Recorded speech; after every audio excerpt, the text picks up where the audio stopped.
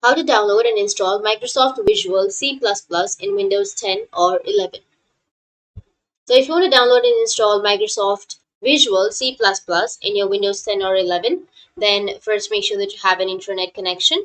Then first make sure that you have a stable internet connection. After that, you just need simply search for Microsoft Visual C++. And after that, scroll down and you'll find some websites. So I'll just simply go with this one. And under this, you'll have get the latest version or download option, or you'll also have the older versions right here. So I'll just simply go with the latest version. You just need to simply click on the download, which is right here. And once you click on download, you can go with the top right, which has the download option. And under downloads, you will have the C++ downloading. Once it's downloaded, you can just simply double click on that and it will start the installing process. After installing, you need to restart your device, and after restarting, it will be done.